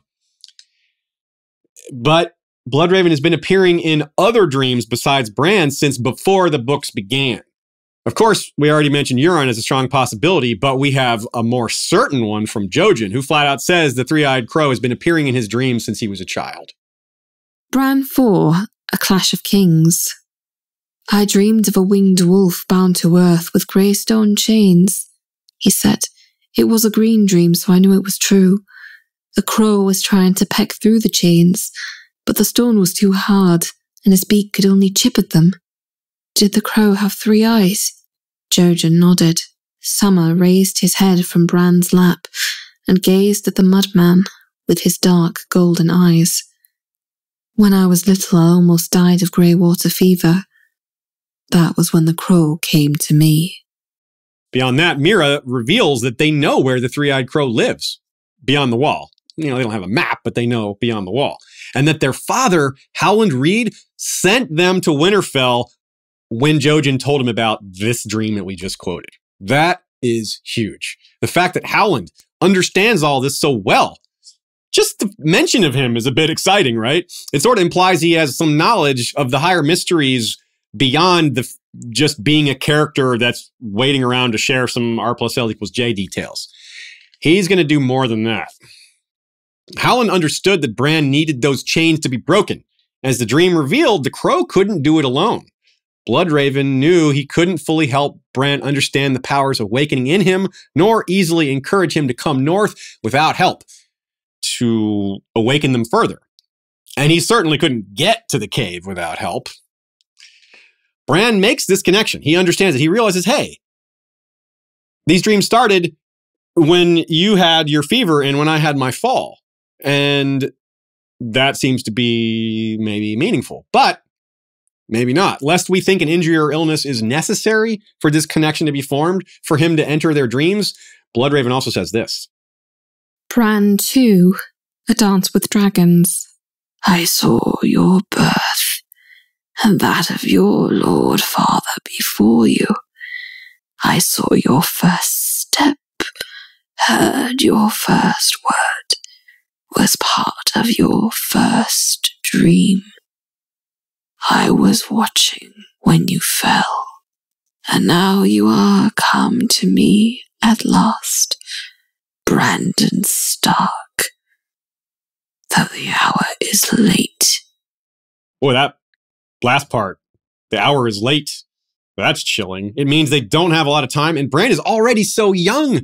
Imagine Bloodraven trying to teach him when he was even younger. And another example, Melisandre sees him in a vision. Melisandre, A Dance with Dragons. A face took shape within the hearth. Stannis, she thought for just a moment. But no, these were not his features. A wooden face, corpse white. Was this the enemy? 1,000 red eyes floated in the rising flames. He sees me.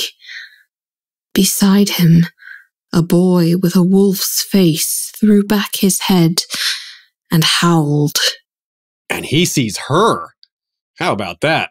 1,000 eyes and one in life, and it may have been an exaggeration, but even Leaf uses that phrase now. So 1,000 might actually be underselling it here now in his second life, afterlife, whatever you want to call it. And Melisandre, considering that he might be one of the bad guys, is part of where some of those theories that he is a bad guy come from. But we know better than to take Mel's interpretation so straightforwardly, right? She makes mistakes. Who else has seen Bloodraven in visions or dreams? It's not just Bran and Jojen and maybe Euron and some of these other characters. Maybe Rhaegar? Other people who have dreamt of dragons? Maybe people dreamt of him before he was even born. I mean, dreaming of dragons being born is dreaming of things that aren't born yet. Maybe they dreamed of certain people. If Melisandre can see him, what about the other red priests? Has Makoro seen him? Bonero? Will they eventually? Probably. What about the Warlocks of Karth or Shadowbinders from Ashai? Do any of them know of his existence? Does he know of theirs? The latter I'd be more likely to believe, but both would not be a tough sell. The Greenseers who came before him are one of the better guesses for people who knew of him before he came there. But as a topic, Greenseers raise more questions than they answer. A big one is wondering about their ability to see the future. As in, what things in the future they'd be most concerned about. One of the biggest questions I'd have for them, if I could ask, is what about the long night? What have they done to stop it? Or what did they do to cause it? Or have they looked beyond it? Can they see the future beyond the long night? Does that tell them how this will all play out? Do they know how the others will be beaten? Is that a sure thing? Have they seen their own deaths? Do they know the mechanism with which the others will be defeated? So many questions. Whatever answers they have, how long have they had them? Is this something they've known for thousands of years? Is it something they've been waiting for? Did they know it would be just some winter in the future? Or did they know it would be this winter? 1,000 winters in one.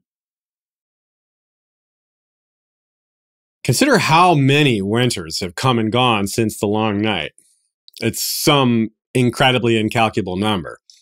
Other Greenseers have come and gone in that time, though they aren't truly gone. The human part of them is, or the child part, because many of the children of the forest are where the Greenseers come from.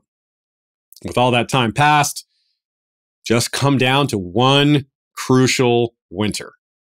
The winter that was promised. That's a lot of pressure for Bran, more than he can comprehend at his age. might be a good thing that he can't fully comprehend it. It's like an ignorance is bliss situation, I guess you could say. His mentor, Brynden, the Three-Eyed Bloodraven, can comprehend it, at least to some degree. The burden is as incalculable as the number of winters that have passed since the Long Night. Bran will be different from other Greenseers for several reasons, and we can say this even without knowing a whole lot about Greenseers in the first place. For one thing, Bran won't be waiting. The others are already active. Time is now. With Bran, there was a rush for him to join the trees because of the imminent threat. We and others have asked, well, why did Bloodraven take so long to join the trees himself? Well, maybe that was the wrong way to look at it. For Bran, as I said, there's a rush. For Brynden, there maybe wasn't. Doesn't seem like there needed to be. The Weirwood network is quasi-eternal, as the text shows, so what's the rush? 77 seems like a reasonable age to do that instead of joining the trees when you're an able-bodied person. Waiting until your body starts to fail makes sense in a way. Otherwise, it's like a hurry up and wait situation. And he's not the only one waiting. Bran 3, A Dance with Dragons. The ward upon the cave mouth still held. The dead men could not enter. The snow had buried most of them again, but they were still there, hidden, frozen, waiting. Other dead things came to join them, things that had once been men and women, even children. Dead ravens sat on bare brown branches, wings crusted with ice. A snow bear crashed through the brush, huge and skeletal, half its head sloughed away to reveal the skull beneath. Summer and his pack fell upon it and tore it into pieces. Afterwards they gorged, though the meat was rotted and half frozen, and moved even as they ate it. Earlier, we wondered what other magical beings out in the world know of Bloodraven's existence. Well, given this quote, the others were clearly on that list. So this is a case where waiting is an act of courage, an act of duty. But it's not all waiting, is it? There's a lot of watching and moving pieces around on the game board from time to time, too. Clearly, at some point, Bloodraven went from watching to getting involved, if not right away. And though I said we can't possibly nail down all his moves, there are some that really stand out. Let's recap a few that we've touched on already and name a few more. We think he sent the direwolves to the Starks. Some people think he controls Balerion the cat in the Red Keep, or that he made Myrcella's horse flinch away from Darkstar at the last moment, saving her life. Why? I don't know, but it's possible. You can imagine him in just about any animal, especially the ravens, of course. We've already mentioned Coldhands helping Bran, but he also saved Sam and Gilly at the last possible moment and had all those ravens with him. Bloodraven has seen a lot of Sam. After their vows and discovering the bodies of Othor and Jafer Flowers with their mysteriously blue eyes, Sam and Jon return to the wall with the frozen corpses who rise in the night in an attempt to murder two key officers. One is successful, killing First Ranger Sir Jeremy Riker. The other fails to kill Lord Commander Mormont, in part because of Jon Snow. But really, Jon Snow was warned by Ghost. Now, we don't think Bloodraven sent these corpses to attack the Night's Watch officers, though I suppose it is possible. Far more likely, he may have alerted Ghost that the dead were walking. But again, Ghost doesn't necessarily need help with that. It's only a possibility. So here's where we need to repeat the caveat that we made at the beginning as we wrap this up. There are too many, maybe it was Bloodraven pulling the strings type questions to cover them all, and nearly all of them lack evidence. But I hope we've made it as clear as possible that there are a lot of possibilities. And that's a good thing. Mysteries are fun. It seems likely that humanity will win out in the end, even if by win we set a really low bar and have that mean simply surviving the threat of the Long Night and the others. It doesn't necessarily mean thriving. If so, and humanity sees a new dawn, when it's all done, the survivors will likely not even know the role he played. There will be no glory for Brynden Rivers. Heck, they probably won't even know the role Bran played, let alone his mentor. More likely, characters like Jon and Daenerys will be the ones most credited with saving humanity, whether they live or not. As humanity played their Game of Thrones, people moving themselves and each other around the board like pieces, squabbling over power, he sat in his own throne, moving them like pieces, but not for himself, for them, to save them. but perhaps to save the werewoods as well. There may be some self-preservation in play here too. After all, the mouth of his cave isn't warded against humans or children of the forest. It's warded against the undead. There are secrets yet for him to reveal. Perhaps hidden motivations as well. Things from his past that no longer reflect the man he was, a more powerful statement from a being so old. If everyone changes with time, then he's got serious credibility in that regard. But he probably wouldn't care. There never was much indication he cared about power for its own sake, or glory, or love of the people. He had respect, but wasn't really seen as a man of honor either. There's no indication he craved those things either, however. Though others may not know the role he played, perhaps he will at least remember himself, because the North remembers, the werewoods remember, and he will forever be a part of that nameless pantheon. Or will he? How confident are we in those wards on the mouth of the cave? Should we take for granted that the werewood network will survive? Maybe we have been taking it for granted, and maybe we should not. There's so much to look forward to with just this part of the plotline, and I expect there to be many surprises. We'll just have to wait and see for ourselves. When? Bran wanted to know. In a year, or 3, or 10. That I have not glimpsed. It will come in time. I promise you. Until that day, Valar Rereadus. We also give a big thanks to guest producer Zach Louie of Game of Owns. Check out Game of Owns podcast and check out how much better we sound in this episode. We're going to maybe try to do this more often with him, but that's going to take some arranging, and, well, we'll let you know how that goes. And it was also just really fun for me to watch Ashea and Zach work together. Thanks to Michal Schick of Vassals of Kingsgrave podcast and Hypable.com for doing the voices again for us. Excellent job. Follow her on Twitter @InkAsRain. Thanks to Michael Klarfeld for the video intro and all of our maps. Thanks to all the artists whose art we were able to use in this episode. And thanks to Joey Kowal and Jesse Townsend for the music. A lot of people contribute to make this show financially feasible. Most of them do that through Patreon. Many people contribute at a level that gets them a shout out at the beginning, middle, or end of each episode.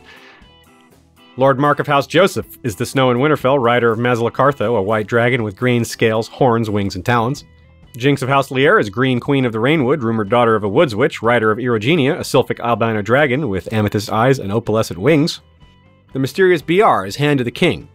The Smiling Wolf, Lord Stephen Stark of the Broken Tower, soldier, scholar, philosopher, diplomat, hand of Queen Ashea, who is known as the best. Aw, shuck. Lord Jim the Fortuitous of Wars and Politics of Ice and Fire blog is Warden of the West. Lord George Stormsville the Cunning is Lord of the Chiliad and Warden of the East. Kebeth the Unfrozen is Lord of the Bricks in Castle Crimson Light, Defender of the Old Gods and Warden of the North. Lady Kelly McMath of Covington is Lady of the Villa Hills and Crescent Springs, Warden of the South. Lord James Tuttle is King of the Stepstones in the Narrow Sea, commander of the Royal Fleet, consisting of the Narrow Fleet led by flagship Caraxes, and the Bloodstone Fleet led by flagship Prince Daemon. His ships have recently been seen in the far north, apparently collecting large amounts of dragon glass, and apparently the skulls of giants? Our small council includes Lord Daniel the Sneaky Russian, Master of Ships, Grand Maester Via James, Lord Benjen of House Hornwood, Master of Laws, Lord Fabian Flowers, the Bastard of Greenshield, Master of Coin, and Lord Johann of House Orcos, called Shadowhawk, Master of Whisperers. The Queen's High Council has Bloody Ben Blackwood, Master of Whisperers, Rebea Stareyes, Lady of Waves and Mistress of Ships, Captain of the Iron Shadowcat, in the shadows we bear our claws, and Grand Maester Elizabeth, middle daughter of Lyanna Mormont, First Lady to forge both the Silver and Valyrian Steel Link. Currently, we have no Masters of Coin or Laws. Lady Direliz of Castle Naki is the Alpha Patron. Lord Dan of the Red Mountains and Castle Great Bell is Breaker of the Second Stone. Lord Skip of the Veldt is Lord of Castle Ganges. Gregor the Toasty is Lord of the Bread Fort. Alicia Everlasting of the Greenblood is Lady of the Desert Rose. Lord Ryan of Castle Stonegate is Guardian of the Rocky Mountain Pass. Lord Garin de Haviland of Zubdevil's Hand Keep. Ashlyn Winter, the Hawk's-Eye, is Lady of Castle Skyfall. Lady Mikkel of Moonacre is leader of the Werewood Protectorate Alliance. The Lord of the Halls of Castle Hillcrest is wielder of the Valyrian Steel Machete Everglazed. Lord Alistair Whitaker is Lord of the Dawnhold. Lord Bemmy Snugglebunny is Guardian Ranger of the Hidden 100-Acre Werewood, dual wielder of the Valyrian short swords Glorious Morning and Little Light Wise, sharpshooter of the Werewood and Ironwood laminated longbow Todd von Oben. Brian the Defender is Lord of the Spearfort and the Freelands, last scion of Clan McCulloch, strength and courage. The Bastard of the Wolfswood is first Forester of the Old Gods, sworn to House Ironwerewood, listen for the silence. Connor the Dungeon Master is Lord of Catamount Keep and Guardian of the Smoky Mountain Pass. Lady Baelish is Dark Widow of Harrenhal. Lord Sidney Jesse is the Fallborn, Lord of Bluespring.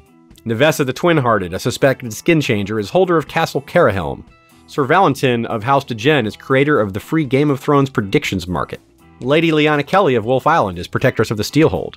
Casey Stark is of House Acres. Lady Kay of House Archer is Lady of Earthdog Hall, huntress of the Wolfswood, and guardian of Maddie Squirrelsbane, the mighty Direweenie. Our King's Justice is Sir Troy the Steady, wielder of the Valyrian Steelblade Fate. Our Kingsguard is led by Lord Commander Meriamar, backed up by Sir Dollars D, longest tenured White Sword, Willa Crowsbane, Guardian of White Tree, First Lady of the Freefolk, Sir Dean the White, Knight of the Black Star, Sir Jord of House Pepsi, the Beverage Knight, and Gregor Snow called Snowbear, a bastard of Winterfell. My Queen's Guard is led by Lord Captain Commander Haema Helminth, the Sellsword Sentinel. It also has Alexander of House Atreides from the Seat of Doom. I must not fear. Fear is the mind killer. Becca the Bard, Songbird of the North. Michonne the Melodious, Star of Oldtown, Minds over Masters. Ser Rambo, Knight of House Gannon, First Blood. Ser Leon of House Walker, wielder of the twin Valyrian steel blades, Fire and Ice, and the werewood bow, Rain. And Amber the Adamant, the Knight of the Mist and Mother of Squids. The Beard Guard is led by Lord Commander George the Golden, Sir Joshua Oakhart, the White Oak, Lady Rita of the Coppermane, the Unbound, Dance the Fervor. Sir Jeff, Warden of the AC, is wielder of Triad, the multifaceted beard of Platinum, Red, and Brown, Stay Frosty. Sir Tim Corgyle is Mad Boy of the Western Desert, and Queen Helena von Lonstein is partying like it's 1999 since 1980-something, a kingdom for a drink. Last but not least is the history of Westeros and Night's Watch. Lord Commander Benjen Umber is the Silent Giant, wielder of the Valyrian Steel Greatsword Winter's Kiss. First Builder Maegor Snow, aka Maegor the Cool, is the Fire and the Snow. First Steward Sir Jurion of the Torrentine is called Pale Wind. And First Ranger Sir Source Delica of House Gramercy is bringing up the rear. That's it for this one, my fellow Westorians.